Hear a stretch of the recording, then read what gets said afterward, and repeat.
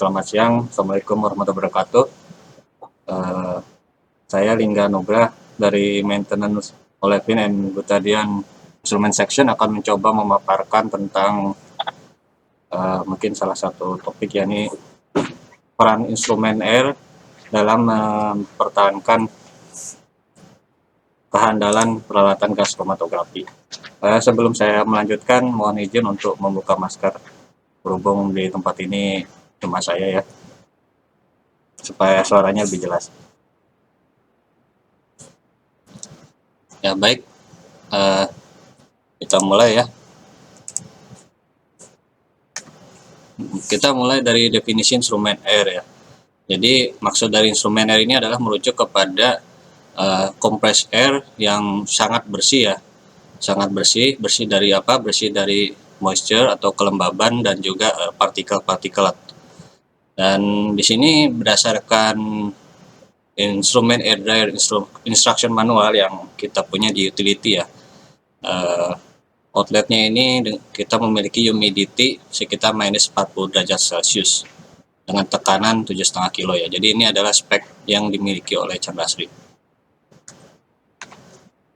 Nah, ini sebelum saya coba mau memaparkan sedikit tentang gas kromatografi ya, seperti judul yang saya katakan sebelumnya. Di sini gas kromatografi ini suatu equipment yang mengukur chemical composition atau komposisi kimia dari suatu fluida berdasarkan konsep pemisahan pada kolom, lalu dikonversi menjadi suatu sinyal electrical by detektor ya, oleh detektor untuk diukur. Nah, di sini GC ini terdiri dari 3 bagian besar ya. Yang pertama ini PSI system, terdiri dari sample probe dan pressure regulator yang mengatur tekanan sampel. Lalu berikutnya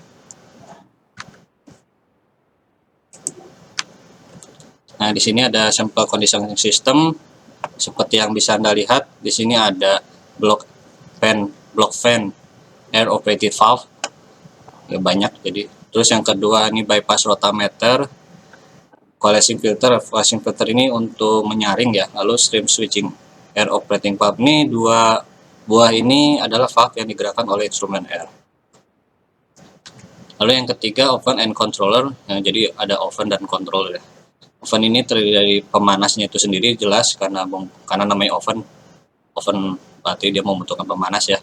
Lalu ada kolom ini adalah jantungnya GC untuk memisahkan, tanpa kolom tidak ada GC ya. Lalu analytical valve, ini valve yang buat mengatur mengatur mana-mana saja komponen yang akan diambil untuk dianalisa.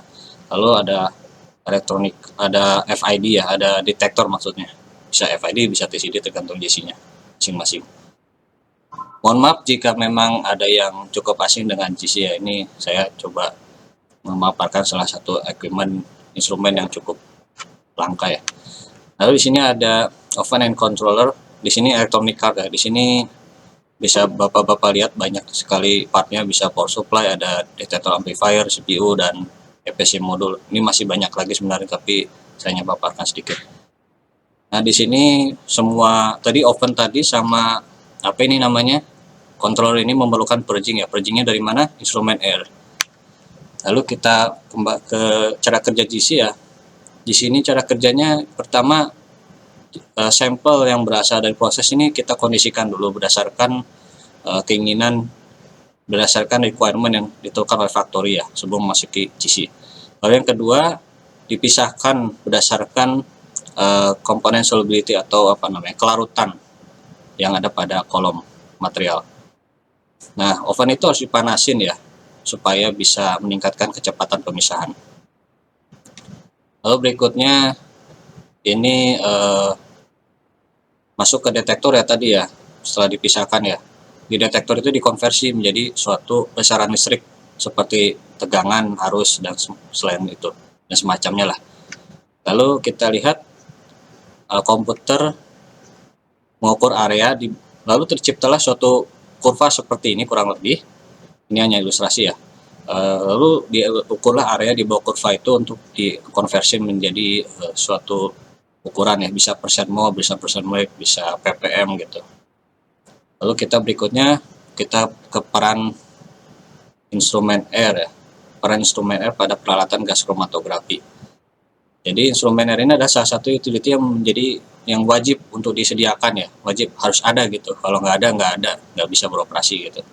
Di sini bisa Anda lihat pertama oven heater menggunakan instrumen R sebagai medium pemanasan. Jadi pemanasannya ini menggunakan instrumen R sebagai yang dipanaskan gitu. Panaskannya oleh apa? Oleh benda yang Anda lihat di sebelah kanan ini yang berwarna merah, itu heater. Lalu yang kedua, instrumen R melalui oven heater element ya. Nah, tadi ya, dia temperaturnya meningkat lalu memanaskan oven. Temperatur ruangan oven itu sendiri. Lalu yang ketiga maaf, instrumen R is also used to purge. Ya, jadi fungsinya instrumen R di sini selain buat manasin juga buat memperjing nih. Jadi tujuannya untuk menghindari sebuah akumulasi hidrokarbon. Jika terjadi kebocoran di dalam sana, maka instrumen R ini punya fungsi sebagai penyapu gitu, pembersih untuk mencegah akumulasi berlebih yang bisa mengakibatkan kebakaran. Nah, di sini kombinasi antara heater atau panas ya, dan akumulasi juga hidrokarbon dapat menyebabkan kebakaran. Nah, sehingga di sisi ini dikategorikan sebagai XPY purge. Maksudnya adalah dia membutuhkan purge yang sifatnya wajib. Jika purge itu mati, maka operasi harus dimatikan sesegera mungkin. Nah, di sini lalu peran kedua instrumen R adalah untuk menggerakkan ya. Jadi dia itu sebagai udara penggerak. Udara penggerak untuk apa? Untuk stream switching. Tadi yang kita lihat di depan, merahnya salah itu. Terus di sebelah kanan. Lalu berikutnya adalah untuk ya block fan tadi dan analytical valve. Anda lihat di sebelah kiri. Di sebelah kiri tadi. Bisa Anda lihat yang ini sebelah kiri ya. Nah, ini digerakkan oleh instrumen R. Lalu sebelah kanan ini yang ada pada GC Siemens ini juga digerakkan oleh instrumen R. Nah, tanpa instrumen R semuanya ini nggak bisa bergerak ya. Jadi nggak bisa ada analisa yang dihasilkan gitu ya. Lalu berikutnya fungsi peran daripada instrumen R adalah sebagai burner air atau udara pembakaran. Ya, seperti halnya mesin tanpa udara tentu saja nggak bisa terbakar gitu ya, sehingga tidak bisa bergerak ya mesinnya. Sama seperti itu detektor di sini dalam artian FID, flame ionization detector, itu membutuhkan udara untuk terbakar gitu supaya bisa beroperasi. Nah, di sini supply-nya ini supply instrumen R diatur oleh electronic pressure control ya, suatu modul EPC yang ada pada GC. Nah, di sini saya mau cerita sedikit tentang masalah kami yang berkaitan dengan instrumen air quality issue ya, masalah instrumen air quality ya. Waktu itu tanggal 15 Oktober ya, kita ada masalah di AT17311. Waktu itu masalahnya overhang ya. Bisa Anda lihat di sebelah kiri sini di PI. Di sini ada 65535 semua ya. Ini menunjukkan bahwa ada IOP indication yang diakibatkan oleh fault alarm. Jadi pasti ada sesuatu yang tidak benar ya. Ini terjadi pada tanggal 15 Oktober. Lalu berikutnya kita melakukan kajian lapangan. Kita langsung ke lapangan lalu melihat bahwa ada dua masalah ya. Ada masalah, maksudnya ada dua item yang bermasalah. Di sini bisa Anda lihat error alarmnya dipicu oleh EPS CAR L2-2 dan CAR L2-1 yang mengalami overhang melebihi set point yang ditentukan. Di sini set point masing-masing 220 maaf, yang satu 280. Sedangkan aktualnya 490 ya 2 kali lipatnya jelas ya lebih ya. Yang satu 471 nyaris 2 kali lipatnya overhang. Jadi dua-duanya sama-sama overhang.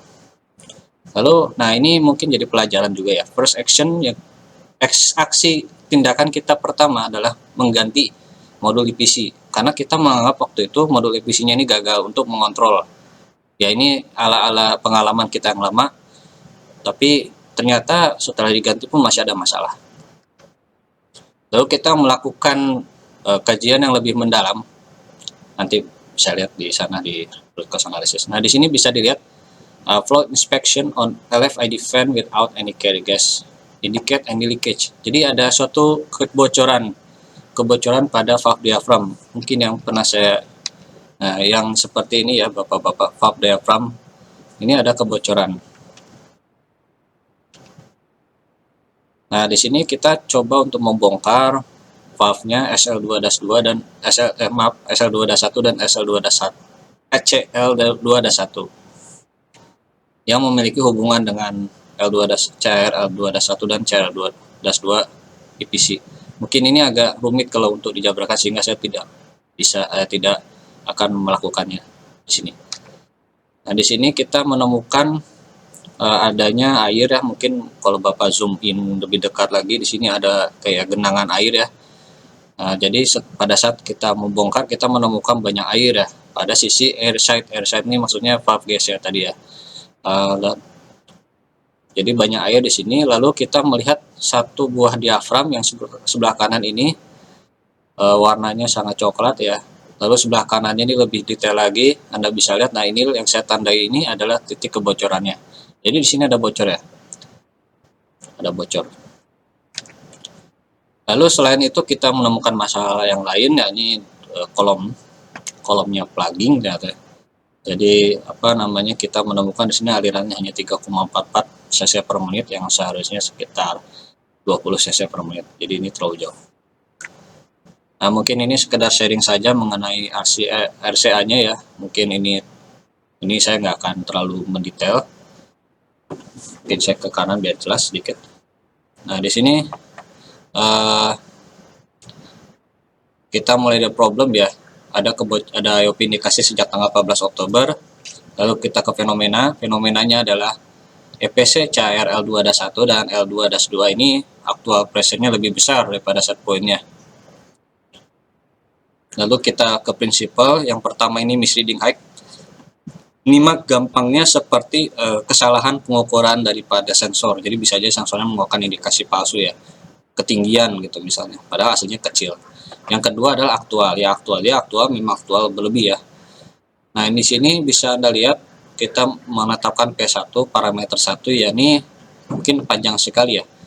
EPC outlet pressure, pembacaan EPC outlet pressure tidak menurun, tidak menjadi nol gitu.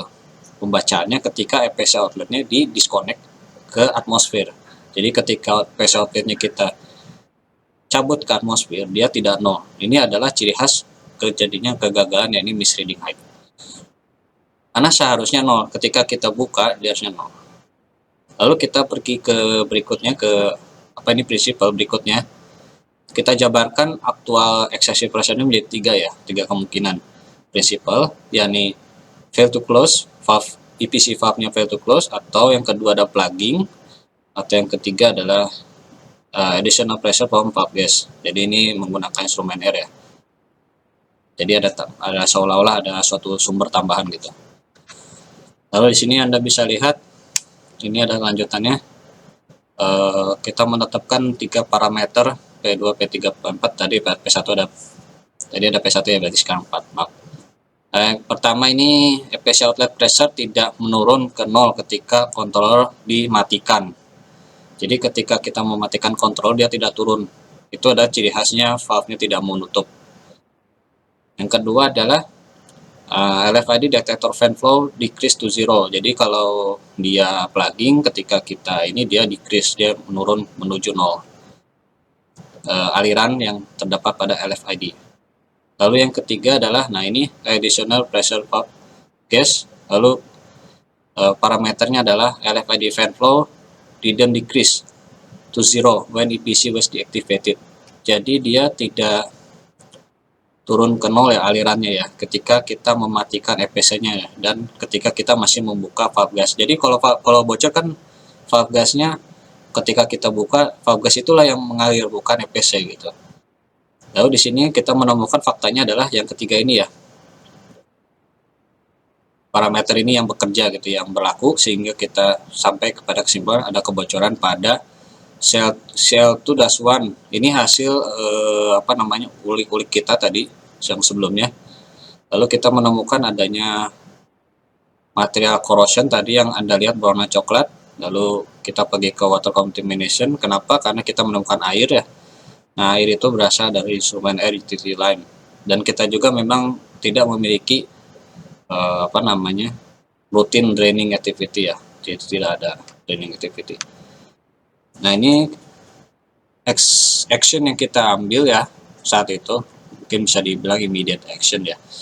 Kita pertama melakukan penggantian diafram CL2-1 dan SL2-1 dengan yang baru ya. Jadi kita pakai alat ini ya, alatnya khusus ya.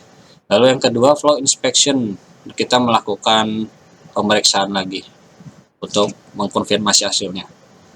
Jadi kita balik lagi seperti pengetesan yang sebelumnya. Dan hasilnya adalah tidak ada aliran ketika valve gasnya dibuka. Ya, jadi ketika regulator tadi dibuka tidak ada aliran. Dan EPC tentu saja saya matikan. Maksudnya ini mengindikasikan bahwa tidak ada kebocoran pada diafram. Dan Anda lihat di sebelah kanan yang ini ya, kembali under control, kembali dapat dikontrol ya, kembali pada set pointnya gitu. Set pointnya adalah 220 dan aktualnya pressure-nya adalah 219,2. Sedangkan yang L2-1 240 dan 280 juga, jadi cukup mendekati lah sesuai dengan yang semestinya. Lalu di sini untuk preventifnya, kita ini sebenarnya preventif yang pertama ini malah kita lebih kepada komplain kepada utility section ya, karena kan bagaimanapun instrumen air ini adalah bagian daripada produk mereka. Kita sudah melayangkan AROL kepada mereka untuk melakukan pemeriksaan lebih lanjut.